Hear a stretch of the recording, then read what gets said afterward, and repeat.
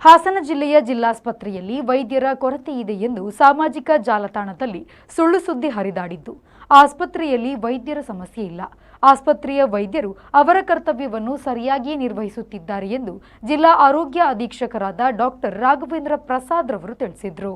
ಅವರು ಆಸ್ಪತ್ರೆಯಲ್ಲಿ ಈ ಬಗ್ಗೆ ಸ್ಪಷ್ಟನೆ ನೀಡಿದ್ರು. ನಮ್ಮ ಆಸ್ಪತ್ರೆಯಲ್ಲಿ ಪ್ರತಿದಿನ ಸರಿಸುಮಾರು 2500ರಷ್ಟು ಹೊರರೋಗಿಗಳು ಭೇಟಿ ನೀಡುತ್ತಿದ್ದು, ಮಾರ್ಚ್ 3ರಿಂದ ಕಣ್ಣಿನ ಸಮಸ್ಯೆಗೆ ಸಂಬಂಧಪಟ್ಟಂತೆ ಪರೀಕ್ಷೆ ನಡೆಸಲು ಕಣ್ಣಿಗೆ ಡ್ರಾಪ್ ಹಾಕಿ ತೋರಿಸಿದ ಸಮಯದಲ್ಲಿ ಇದ್ದ ಜನಸಂಖ್ಯೆಯ ಒತ್ತಡವನ್ನು ಸಾಮಾಜಿಕ ಜಾಲತಾಣದಲ್ಲಿ ಈ ರೀತಿಯಾಗಿ ತೋರಿಸಿದ್ದಾರೆ. ನಮ್ಮ ಆಸ್ಪತ್ರೆಯ ವೈದ್ಯರು ಬೆಳಿಗ್ಗೆ 9ರಿಂದ ಸಂಜೆ 4:15ವರೆಗೆ ಸಂಪೂರ್ಣವಾಗಿ ಅವರ ಕರ್ತವ್ಯದಲ್ಲಿ ನಿರತರಾಗಿರುತ್ತಾರೆ ಎಂದು ಸ್ಪಷ್ಟನೆ ನೀಡಿದರು. ಅಲ್ಲದೆ ಹೊಸದಾಗಿ ನಮ್ಮ ಆಸ್ಪತ್ರೆಯಲ್ಲಿ ನರರೋಗ ತಜ್ಞರು ಕೂಡ ಕರ್ತವ್ಯ ನಿರ್ವಹಿಸುತ್ತಿದ್ದು, ಜನತೆ ಇದರ ಸದುಪಯೋಗವನ್ನು ಪಡೆದುಕೊಳ್ಳಬೇಕು ಎಂದು ಹೇಳಿದರು. ಹಿಮ್ಸ್ ಆರೋಗ್ಯ ಸಂಸ್ಥೆಯ ವಿರುದ್ಧ ಮೊನ್ನೆ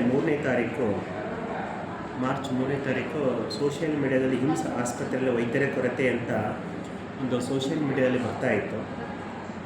ಸೊ ಇದರಲ್ಲಿ ವೈದ್ಯರು ಇಲ್ಲ ಅಂತ ಆ ಸೋಷಿಯಲ್ ಮೀಡಿಯಾದಲ್ಲಿ ಬರೋದು ಮತ್ತು ನಾವೆಲ್ಲ ವೀಕ್ಷಿಸಿದ್ದೀವಿ.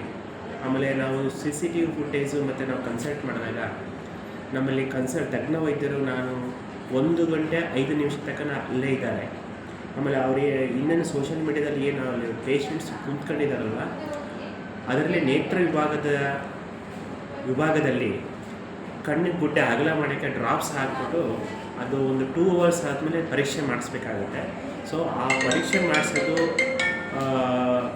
ಅದಕ್ಕೋಸ್ಕರನೇ ಅಲ್ಲಿ ಕೂಡಿಸ್ಬಿಟ್ಟು ಆಮೇಲೆ 2 ಅವರ್ಸ್ ಆದಮೇಲೆ ಅದು ಪರೀಕ್ಷೆ ಮಾಡಿಸಲಿಕ್ಕೆ ಇದು ಮಾಡಿದ್ದಾರೆ. ಆದರೂ ನಾನು ದಿವಸ 4ನೇ ತಾರೀಕು 3ನೇ ತಾರೀಕು 4ನೇ ನಿನ್ನೆ 9 ಗಂಟೆಗೆ ಎಲ್ಲ ಕ್ಲಿನಿಕಲ್ ವಿಭಾಗದ HOD ಕರೆದುಬಿಟ್ಟು ಈ ಥರ ಇದೆ, ನೀವು ಸ್ವಲ್ಪ ಜಾಗೃತವಾಗಿದೆ ಅಂತ ಹೇಳಿದೆ. ಮತ್ತು ನಾವು ಅವ್ರನ್ನ ಜೊತೆಗೆ ಮಧ್ಯಾಹ್ನ 1ರಿಂದ 2 ಸ್ವಲ್ಪ ಡಾಕ್ಟರ್ಸ್ ಅಂದರೆ ತುರ್ತು ವಿಭಾಗದಲ್ಲಿ ನೋಡ್ಕೊಳ್ಳೋ ರೀತಿಯಲ್ಲಿ ನೋಡ್ಕೊಂಡ್ಬಿಟ್ಟು ಅದನ್ನು ವ್ಯವಸ್ಥೆ ಮಾಡೋಕ್ಕೆ ನಾನು ಕ್ಲಿನಿಕಲ್ HODಗೆ ನಾನು ಜಾಗೃತ ವಹಿಸೋಕ್ಕೆ ನಾನು ತಿಳಿಸಿದ್ದೀನಿ. ಆ್ಯಕ್ಚುಲಿ OPD ಟೈಮು 9ರಿಂದ 4 ಗಂಟೆ ತನಕ. ನಾವು 4 ಗಂಟೆ ಆದಮೇಲೆ ಏನು ಎಮರ್ಜೆನ್ಸೀಸ್ ಕೇಸಸ್ ಬರ್ತವೋ, ತುರ್ತು ಕೇಸಸ್ ಏನು ಬರ್ತಾವೋ ಆವಾಗ 108 ತುರ್ತು ಚಿಕಿತ್ಸೆ ವಿಭಾಗದಲ್ಲಿ ವೈದ್ಯರು ಇರ್ತಾರೆ. ಅದನ್ನು ನೋಡಿಬಿಟ್ಟು ಇದು ಮಾಡ್ತಾರೆ. Yogesh BJ, V4 news, Hassan.